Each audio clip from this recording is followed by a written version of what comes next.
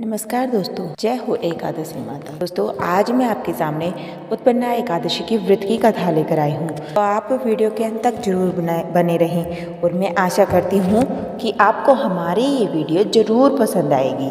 अगर आपको हमारी ये वीडियो पसंद आए तो उसे लाइक कीजिएगा और आपने अभी तक हमारे चैनल को सब्सक्राइब नहीं किया है तो हम आपके लिए इतनी मेहनत करते हैं, तो आप प्लीज़ चैनल को सब्सक्राइब कर दीजिए। चलिए वीडियो को शुरू करते हैं।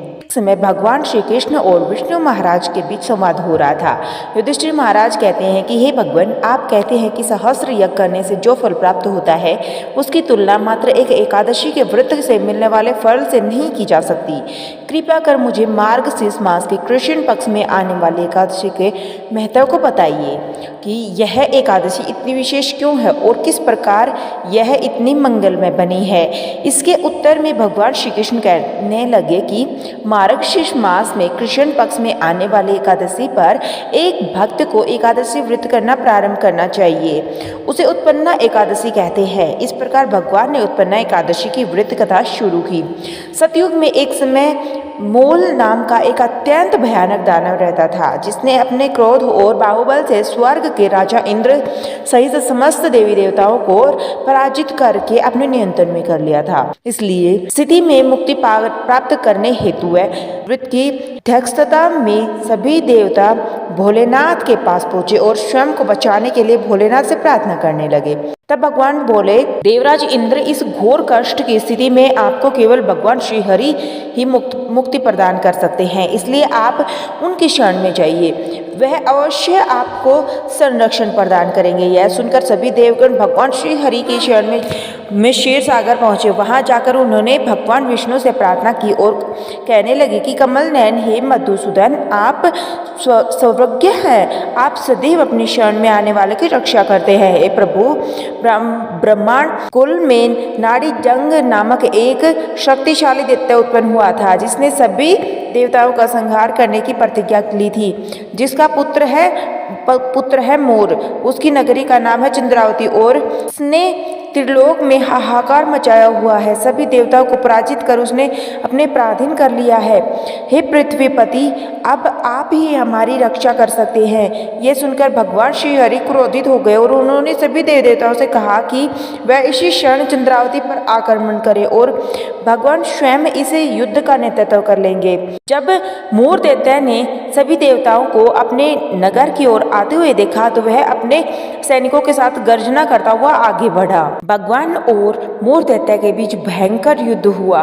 मोर दैत्य ने अपनी मायावी शक्तियों का प्रयोग किया और भगवान श्री हरि उसे परास्त करने लगे। इस प्रकार देवताओं के 1000 वर्ष तक यह युद्ध चलता रहा। इसके बाद भगवान ने अपनी एक दिव्य लीला प्रकट की। भगवान अचानक युद्ध क्षेत्र में अदृश्य हो गए और बद्रिका आश्रम में चले गए। वहां उन्होंने हेमवती नाम की एक अत्यंत सुंदर गुफा में विश्राम करा।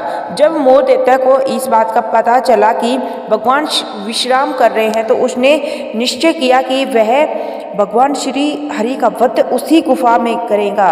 ऐसा निश्चय कर वह गुफा में पहुंचा।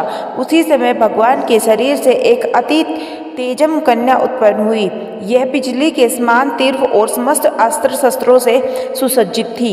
इस कन्या ने मोर दैत्य को युद्ध के लिए ललकारा। उसे देखकर मोर भी आश्चर्यचकित हो गया। वह युद्ध के ललकार को भी अनसुना नहीं कर पाया। उसने भगवान को छोड़कर उस कन्या से युद्ध प्रारंभ कर दिया। अचानक उस कन्या की कांति ने मोर दैत्य का नाश करते हुए उसका सिर धड़ से अलग कर दिया, जिससे उसकी मृत्यु हो गई। जैसे ही उसकी मृत्यु हुई, भगवान श्री हरि निद्रा से उठते हैं और उस तेजस्वी कन्या से पूछते हैं कि देवी, आप कौन हो और इस असुर का वध किसने किया। तब वह अपने हाथ जोड़कर विनम्रता से कहने लगी कि पूर्व पुरुषोत्तम भगवान श्री हरि, मैं आपकी ही दिव्य शक्ति शरीर से उत्पन्न हुई हूँ और यह असुर आपको क्षति पहुंचाना चाहता था, इसलिए मैंने इसका वध कर दिया। यह सुनकर भगवान अत्यंत प्रसन्न हुए और उन्होंने कहा कि हे देवी, आपने सभी देवताओं को इस महान संकट से बचाया है और आपके इस पराक्रम से मैं अति प्रसन्न हूँ। आपको जो भी चाहिए मुझसे मांग लीजिए। यह सुनकर वह कन्या बोले कि हे प्रभु, यदि आप प्रसन्न हैं तो मुझे वरदान दीजिए कि आज के दिन जब मैं उत्पन्न हुई हूँ, जो भी व्यक्ति आज का उपवास करेगा, उसकी पूजा आराधना करेगा, उसके समस्त पापों का नाश मैं कर सकूँ। जो भी व्यक्ति आज के दिन संध्या के समय भोजन ग्रहण करे या संपूर्ण उपवास का पालन करे, आप उस व्यक्ति को संपत्ति, सुख और मोक्ष प्रदान करें, यह मेरी इच्छा है। यह सुनकर भगवान बोले कि हे देवी, आप मेरी आध्यात्मिक शक्ति के रूप में कृष्ण पक्ष के 11वें दिन उत्पन्न हुई हैं, इसलिए संसार आपको उत्पन्ना एकादशी के नाम से जानेगा। इसके बाद में हर माह के 11वें दिन को एकादशी के नाम से जाना जाएगा, जो मेरा अति प्रिय दिन होगा। इस दिन मेरी पूजा अर्चना करने वाले को सर्व सुख और मोक्ष की प्राप्ति होगी। जय श्री हरि विष्णु। वीडियो अच्छी लगे तो लाइक कीजिएगा। Thank you.